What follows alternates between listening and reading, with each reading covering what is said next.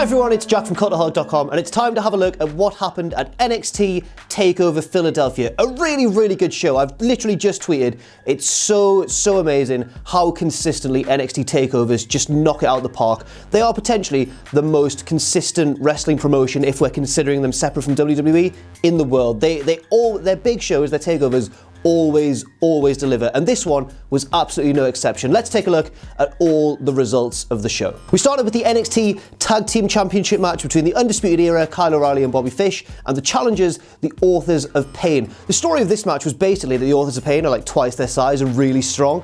Kyle O'Reilly and Bobby Fish did an excellent job of selling the fear and the desperation of having to face two absolute powerhouses, but they used trickery and a little bit of luck as well. Luck was a big theme of this match, as one of the Authors of Pain twinged his leg, and then they took full advantage, the two technicians, and really went to work with heel tactics, working the leg, doing devious things behind the referee's back, and just generally being right bastards. Now, this may have seemed like one of the more predictable matches on the show if you believe in the theory that NXT don't really do repeat champions for the tag belts. Obviously, the Authors of Pain have already been champions, but there were enough convincing near falls and swings of momentum in this match that it really did change your mind a lot while you were watching it, or certainly my mind anyway. I couldn't work out who was going to win for most of the match until eventually the Undisputed Era did indeed retain with a sneaky, deaky roll-up.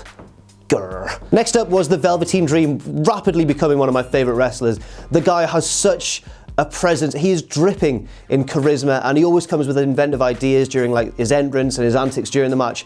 Versus Cassius Ohno, a veteran of the independent scene, and I think probably one of the more underappreciated guys on the NXT roster. Certainly, if you're familiar with how brilliant he was during his time on the independents. So even though this match was put together at the last minute, Velveteen Dream created a story by claiming that he would knock out Ohno, the knockout artist himself, in 30 seconds or less. The crowd counted up for him during the first 30 seconds of the match, which just goes to show how truly over Velveteen Dream really is. And he did knock him out, but then he didn't go for the pinfall. He instead wanted the referee to count like 10 and to win that way, which would have been hilarious and brilliant. Obviously, Ohno made it back to his feet. He wasn't truly knocked out, he was just rattled, and came back with a huge forearm or elbow of his own. I can't quite remember. But this developed into a pretty decent match. I'd say on balance, maybe when I say the weakest of the show, I don't mean that it was weak at all. It was very good. It's just that this show was of such a high quality overall. Ultimately, Velveteen Dream did pull out the victory, and that has led to speculation that Ohno could be making a surprise appearance at the Royal Rumble tomorrow, and this may have been his last NXT match. I'm not too certain. There wasn't too obvious a send-off at the end of the match, but maybe that's a bit of misdirection. But either way, it was wonderful to see Velveteen Dream pick up the win, especially after such a good showing last time as well against Aleister Black. Next up, the Women's Championship match between Ember Moon, the champion, and Shayna Baszler, the challenger. A match that I originally predicted Ember Moon to win, and then regretted that prediction almost immediately because Shayna looked like a beast. But Ember Moon fought back very resiliently. She's a wonderful babyface. She hit that big finisher, but then after she'd hit it, her arm was really hurt, and I thought, honestly, they were going to call off the match, award it to Shayna to keep her strong, but keep the belt on Ember Moon. But then that wouldn't be really much of an NXT move. That's something we might be more likely to see on a main roster pay-per-view instead. But they really teased this sort of injury finish. All the medical team came out, and they were all looking at Ember, and she was like, no, I want to carry on, I want to continue. And then nearly immediately, Shayna caught her in the armbar, and this was honestly one of the best submission sequences I can remember seeing in wrestling for a long time. Submission sequences, if they're done wrong, can often be boring and really take away from the finish of a match. This one enhanced it immeasurably. It was fantastic.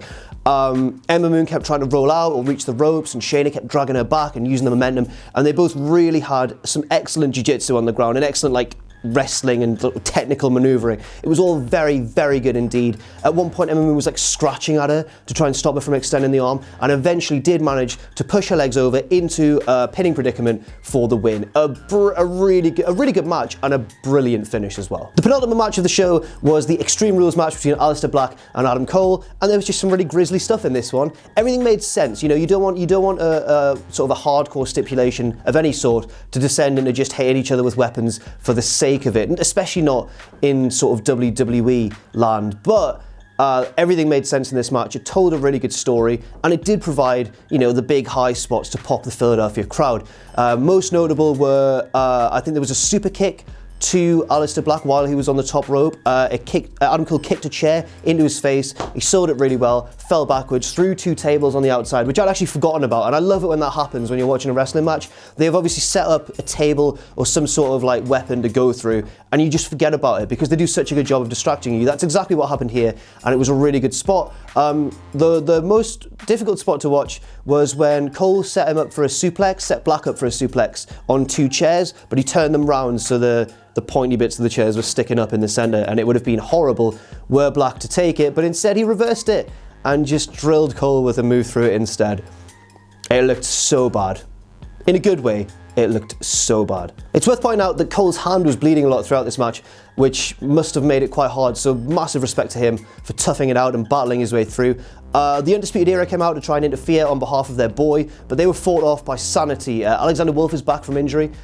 Eric Young was there as well, and Killian Dane nailed everyone with a suicide dive to the outside. What a large man, but also what a terrifyingly agile one too. In the end, Black picked up the victory, and I reckon will be the next #1 contender for the NXT Championship, which we'll get onto right now. The NXT Championship match saw Johnny Gargano take on the champion Andrade Cien Almas, supported of course by Zelina Vega, his manager or business associate, his manager on the outside.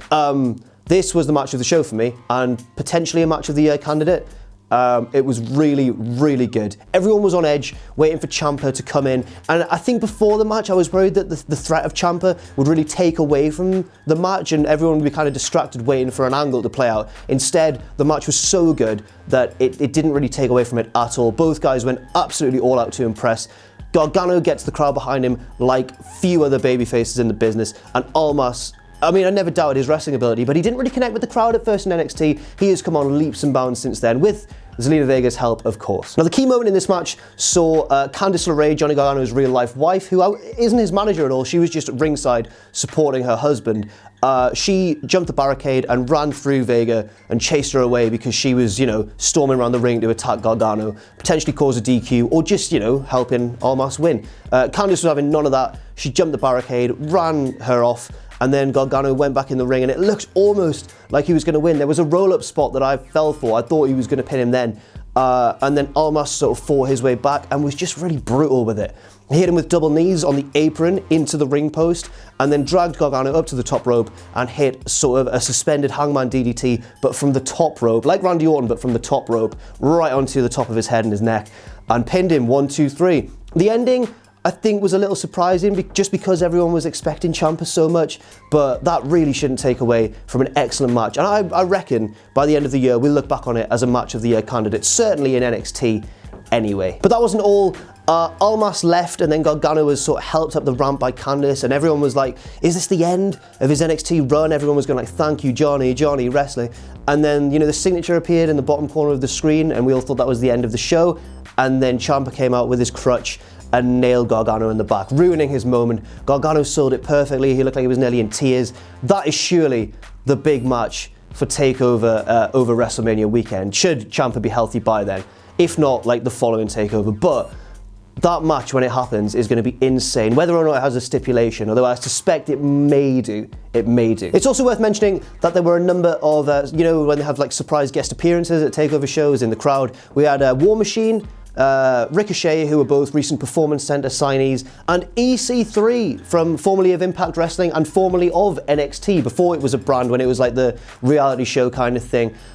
He was known then as Derek Bateman, but they used his EC3 name, which I found very surprising because EC3 stands for Ethan Carter III. He is the kayfabe nephew of Dixie Carter, the former majority owner, like the former president, I guess, of Impact Wrestling. But anyway, that's all for now, and that was a wonderful show. Thoroughly enjoyed it. If you haven't watched it yet, I'd totally recommend it on the network. It was wonderful. I've been Jack from Cultaholic.com. Thank you very much for watching. You can follow me on Twitter at JackTheJobber. You can follow all of us at Cultaholic. Our Patreon is patreon.com/Cultaholic.